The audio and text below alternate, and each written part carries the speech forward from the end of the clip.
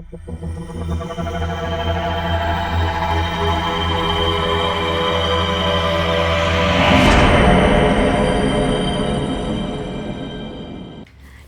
நேயர்களுக்கு வணக்கம். நம்மளோட நட்சத்திர சீரீஸனுடைய தொடர்ச்சியாக இன்றைக்கி ஆயில்யம் நட்சத்திரம், வடமொழியில் ஆசிலேஷா அப்படின்னு சொல்லக்கூடிய நட்சத்திரம் பற்றி பார்க்க போகிறோம். அதை பற்றி எப்பவும் போல் லாவண்யா மேடம் விளக்கி சொல்லுவாங்க. நாம் நடுவில் வரக்கூடிய சந்தேகங்களையும் கதைகள் என்ன அர்த்தத்தை சொல்லுது அப்படிங்கிறதையும் விளக்கி பார்த்துக்கலாம். ஏஎம்சி நேயர்களுக்கு வணக்கம். ஆசிலேஷா நட்சத்திரத்தோட சின்னம் வந்துட்டு காயில்டு செர்பெண்ட், அப்படின்னா சுருண்டு படுத்திருக்கும் பாம்பு. இந்த நட்சத்திரத்தோட மரம் வந்து புன்னை மரம். இதோட அதிதேவதை வந்து நாகங்களும் சர்ப்பங்களும். இதோட தெய்வம் வந்து ஆதிசேஷன். இப்போ சமுத்திரமந்தன் கதை இருக்கு இல்லைங்களா, அதை பற்றி எங்களுக்கு கொஞ்சம் விளக்கி சொல்கிறீங்களா சாந்தினி? கண்டிப்பாங்க. நம்ம புராணங்களில் வந்து ஒரு ரொம்ப முக்கியமான ஒரு கதை உண்டு. இதை வந்து சமுத்திர மந்தனம் அல்லது பார்க்கடலை கடைதல் அப்படி சொல்லுவாங்க. இது எப்படி நடக்குதுன்னா, இதனுடைய அர்த்தம் அது எப்படி நடக்குது இதை பற்றி விளக்கமாக சொல்கிறேன். ஆதி காலத்தில் நம்ம பிரபஞ்சத்தில் அசுரர்கள் தேவர்கள் அப்படின்னு இருக்காங்கன்னு சொல்கிறாங்க இல்லையா. நம்ம ஆரம்பத்திலே சொல்லியிருக்கோம், அசுரர்கள் அப்படிங்கிறது வந்து ரொம்ப தீவிரமான ஒரு சக்தி. அந்த ஃபோர்ஸ், எந்தெந்த ஃபோர்ஸ் எல்லாம் இருக்க ரொம்ப நம்மளை பூமியில் இருக்கிறவங்கள அஃபெக்ட் பண்ணணும்னு நினைக்கிறோமோ அதையெல்லாம் அசுரர்கள்னும், நமக்கு சாதகமாக இருக்கக்கூடிய ஃபோர்ஸஸை வந்து தேவர்கள்னும் நம்ம சொல்கிறோம். அது தேவர்கள் அப்படின்ற ஃபோர்ஸஸ் வந்து ரொம்ப மென்மையானதாக தான் நம்மளால் உணரப்படும். ஏன்னா நமக்கு அவ்வளோதான் சக்தி இருக்குது. அதனால் நம்மளை பாதுகாக்கக்கூடிய அளவில் இருக்கிறதெல்லாம் வந்து நம்ம தேவசக்தி அப்படின்னு சொல்கிறோம். இப்போது பிரபஞ்சத்தில் ஒரு காலத்தில் என்ன நடந்திருக்குன்னா, தேவர்களுக்கும் அசுரர்களுக்கும் சண்டை. எப்போவுமே அசுரர்கள் ஜெயிக்கிறாங்க. ஏன்னா அவங்களுக்கு ரொம்ப ஸ்ட்ராங்காக இருக்காங்க, உக்கிரமாக இருக்காங்க, வலிமையாக இருக்காங்க, ஆசைகள்னால் தூண்டப்பட்டிருக்காங்க. தேவர்கள் இந்த பூமியையும் பிரஜைகளையும் பாதுகாக்கிறத மட்டும் பண்ணிட்டு இருக்காங்க. அதனால் அவங்க ஒரு குறிப்பிட்ட காலகட்டத்தில் அவங்க ஒரு சாபத்தினால் வீக் ஆகுறாங்க. இந்திரன் எப்பவும் ஆசைனால் சில தவறுகளும் ஈகோனால் சில தவறுகளும் செய்கிற மாதிரி கதைகள் சொல்லுவாங்க. அப்படி இருக்கும்போது அவங்களுக்கு ஒரு சாபம் வருது. அதில் வந்து அவங்களுக்கு சக்தி கிடைக்காத மாதிரி வீக் ஆகுறாங்க. அப்படி ஆகும்போது இந்த பிரச்சனையை எப்படி சரி பண்ணுறதுன்னு சிவன் கிட்ட கேட்கும்போது, சிவன் வந்து நம்ம சமுத்திரத்தை சமுத்திரங்கிறது இங்கே வந்து பிரபஞ்சத்தை கடையிறதுனால அதிலிருந்து பல பொருட்கள் வந்து வரும். அதில் வந்து முக்கியமாக அமிர்தம் வரும். அந்த அமிர்தத்தை யாரெல்லாம் சாப்பிட்றாங்களோ அவங்களுக்கு நிலைத்த தன்மை கிடைக்கும். அதாவது இந்த பூமிக்கு பயனுறக்கூடிய ஒரு நிலையை அவங்க அடைவாங்க, ஒரு சாகாவரம் அடைவாங்க. எப்பொழுதும் அழியாமல் இருக்கக்கூடிய ஒரு தன்மை அவங்களுக்கு கிடைக்கும். எப்போதும் அழியாமல் இருக்கிறதுனா அது பிரபஞ்சத்தினுடைய மற்ற பகுதிகளை பற்றி நம்ம இங்கே பேசுகிறதில்ல. நம்ம பூமியிலேருந்து நம்ம பார்க்குறோம் அப்படிங்கிறதுனால நமக்கு சாதகமான விஷயங்கள் அதெல்லாம் வந்து எப்போவும் அழியாமல் இருக்கணும், நம்மளுடைய பார்வையில் அது அழியாமல் இருக்கணும் அப்படிங்கிறது தான். ஸோ அப்படிப்பட்ட ஒரு விஷயம் வந்து அமிர்தம். இந்த அமிர்தத்தை எடுத்து தேவர்கள் உண்டா அவங்க எப்போவுமே அழியாமல் இருக்கக்கூடிய நிலைத்து இருந்து இந்த பூமியில் இருக்கிறவங்களுக்கு எல்லா தேவையான விஷயங்களெல்லாம் கொடுக்க முடியும், அருள்பாலிக்க முடியும் அப்படிங்கிறதுனால அவங்க கடையெல்லாம் முடிவு பண்ணுறாங்க.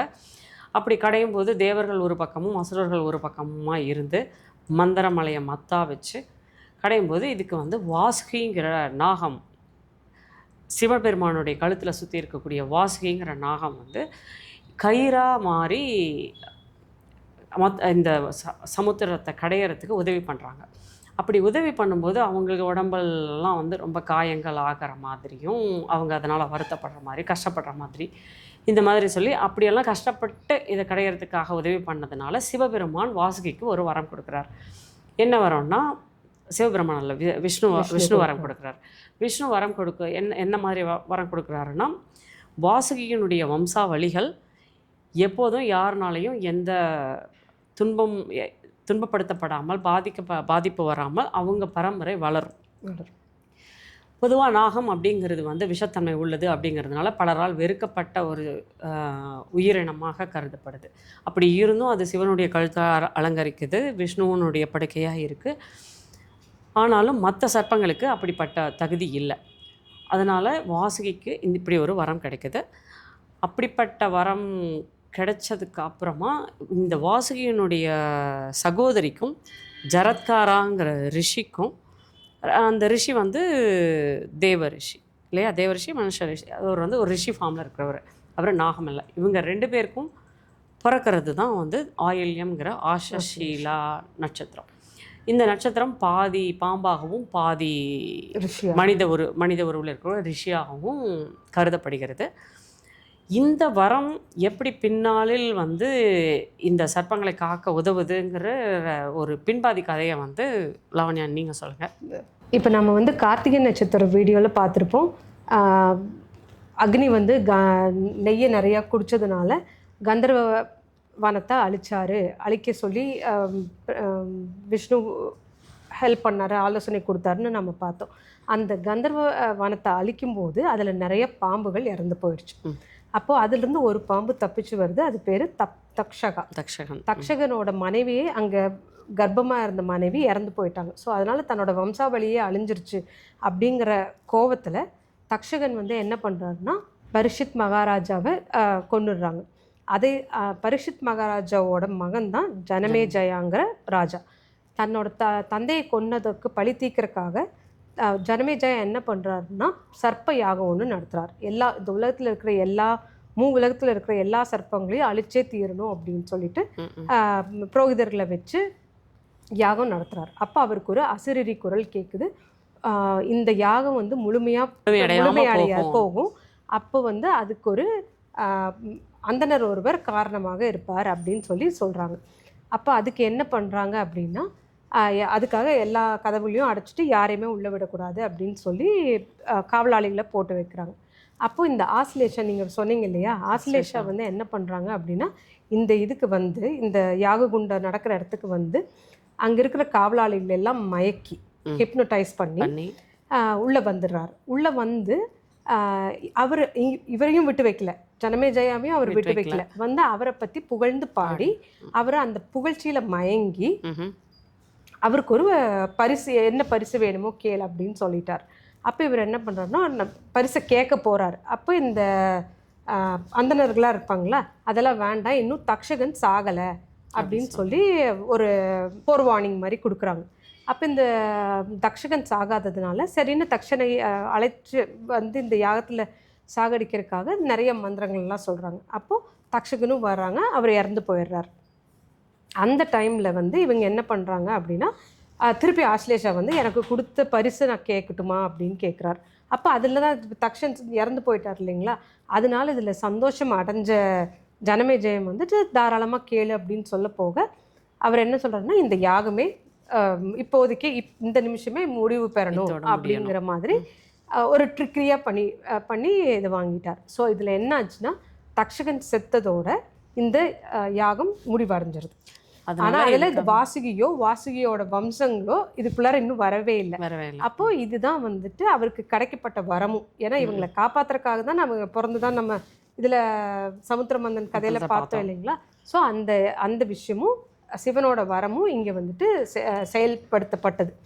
அதனால் இப்போ இதிலிருந்து நம்ம என்ன தெரிஞ்சுக்கிறோம் அப்படின்னா இந்த ஆயில்ய நட்சத்திரத்தில் கோள்கள் இருந்தால் அவங்க தன்னோட பரம்பரையை காப்பாற்றுறதுக்காகவும் தன் லவ்டு ஒன்ஸ்ன்னு சொல்கிறீங்களா, தன்னோட உற்றார் உறவினர்களை காப்பாற்றுறதுக்கு எந்த விதமான எல்லைக்கும் போவார்கள். So trickery, hypnotism. இந்த நட்சத்திரத்தோட இன்னொரு சிறப்பு அம்சமே வந்துட்டு இது பாம்பு இல்லைங்களா, பாம்புங்கிறதே வந்துட்டு ஹிப்னடைஸ் பண்ணுறது. ஸோ இந்த நட்சத்திரத்தில் கோள்கள் இருந்தால் இவங்களால வந்துட்டு அடுத்தவங்களே ஈஸியாக ஹிப்னடைஸ் பண்ண முடியும். ஸோ இது வந்துட்டு இந்த கதையிலேருந்து நம்ம தெரிஞ்சுக்கக்கூடிய கேரக்டரிஸ்டிக்ஸ், இந்த நட்சத்திரத்துடைய கேரக்டரிஸ்டிக்ஸ். ஓகே. ஸோ வேறு விதமான கோள்கள் இருந்ததுன்னா வேறு என்ன விதமான குணாதிசயங்கள் இங்கே இதில் இருக்கிறவங்க? இப்போ இதில் சனி இருக்குன்னு வச்சுக்கோங்களேன், இந்த விஷத்தன்மை இருக்கிறது வந்து இருக்குங்களா? இவங்களுக்கு வந்து இப்போ பாம்புக்கே உண்டான ஒரு குணம் இருக்கு இல்லைங்களா, ஞாபகம் வச்சு பழி வாங்குறது. சரி. அப்போது இவங்களுக்கு வந்து இப்போ நடந்தது வந்து பல காலம் கழித்து கேட்டிங்கனால அவங்களுக்கு வந்து அது ஞாபகமாக சொல்லுவாங்க. ரெண்டாவது வந்து இவங்க அவங்க அடுத்தவங்க பண்ண நல்லதையுமே இவங்க வந்துட்டு ரொம்ப நாளைக்கு ஞாபகம் வச்சுருப்பாங்க. நல்லதோ கெட்டதோ ரொம்ப நாளைக்கு ஞாபகம் வச்சுருப்பாங்க.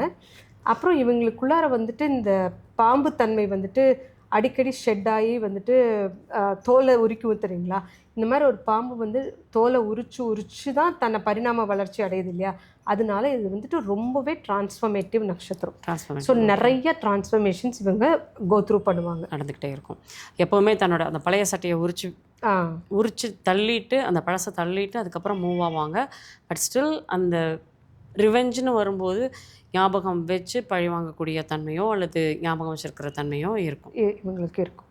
அப்புறம் இந்த பாம்புங்கிறது குண்டலினி சக்தி இல்லைங்களா, அது சம்டைம்ஸ் வந்துட்டு தடைப்பட்டு போகும். இல்லை அதெல்லாம் நம்ம கேள்விப்பட்டிருக்கோம் இல்லையா, குண்டலினி சக்தியில் அது தடைப்பட்டு போகிறதுனால என்ன ஆகும்னா இவங்களுக்கு தங்கு தடை இல்லாமல் எதுவுமே கிடைக்கிறதில்ல.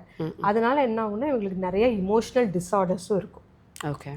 ஏன்னா அந்த அந்த சக்திகள் வந்து மேலே மேலே போகிறதுக்கு இல்லாமல் தடையாக இருக்கு இல்லைங்களா, அந்த அந்த பாரத்தை இவங்களால தாங்க முடியாமல் இமோஷ்னல் டிஸார்டர்ஸும் இவங்களுக்கு நடக்கும். அப்படி வரும்போது இன்னொன்று வந்து என்னென்னா, இந்த இடத்துல கோள்கள் இருந்தால் இவங்கக்கிட்ட நம்ம போய் இது கேட்கலாம், என்ன சொல்கிறது, நமக்கு இமோஷ்னல் ஸ்ட்ரெஸ் ஆகுதுன்னா இவங்கக்கிட்ட போயிட்டு அதுக்கான கைடன்ஸ் வாங்கலாம். ஏன்னா இவங்க அதை கோத்ரூ பண்ணியிருப்பாங்க. ஸோ அவங்களுக்கு எக்ஸ்பீரியன்ஸ் அதில் நிறையா இருக்கும், எப்படி வெளியில் வருவாங்கன்னு சொல்லி கொடுப்பாங்க நமக்கு. இது காயில்டு சர்பெண்ட் அப்படி சொன்னீங்க இல்லைங்களா. ஸோ நம்ம இப்போ பெரும்பாலான பேர் நிறைய பேர் பேசிகிட்டு இருக்காங்க இந்த குண்டலினி சக்தி, சுருண்டு கிடக்கும் பாம்பு, அது மேலே எந்திரிக்கிறது அப்படி சொல்லிட்டு. அப்புறம் அடுத்தது சொல்லும்போது இது ஆஷஷீலா அப்படின்றது வந்து பாதி நாகம் பாதி மனிதன் சொன்னதுனால எனக்கு என்ன தோணுதுன்னா, இது ரெண்டையும் கம்பைன் பண்ணும்போது அந்த நமக்குள்ளார இருக்கிற சுருண்டு இருக்கக்கூடிய அந்த பாம்பு போல் சுருண்டு இருக்கிற சக்தி, அதுக்குள்ளார விஷத்தன்மையும் இருந்துச்சுனாலும் அது பரிணாம வளர்ச்சி அடைந்து மனித தன்மைக்கு வந்து மாறக்கூடிய ஒரு நட்சத்திரம் இது இல்லைங்களா. இவங்களுக்குள்ளார ஒரு அந்த மாதிரி ரெண்டு தன்மையும் இருக்கும், அதே சமயம் மனிதனாக மாறக்கூடிய பொட்டன்ஷியலும் அவங்களுக்குள்ளார இருக்குது. முடிவாக நம்ம என்ன சொல்கிறோன்னா, இந்த நட்சத்திரத்தில் உங்களுக்கு கோள்கள் இருந்தால் இந்த மாதிரியான அனுபவங்கள் ஏதாவது இருந்தால் அதை கமெண்ட்டில் ஷேர் பண்ணுங்கள். அதே போல் எங்களோட வீடியோ உங்களுக்கு பிடிச்சிருந்தா எங்கள் யூடியூப் சேனலுக்கு சப்ஸ்கிரைப் பண்ணுங்கள். அடுத்தடுத்து வர வீடியோக்கள் உங்களுக்கு தொடர்ச்சியாக கிடைக்கிறதுக்காக பெல் பட்டனை கிளிக் பண்ணுங்கள். ஏஎம்சி நேயர்களுக்கு வணக்கம்.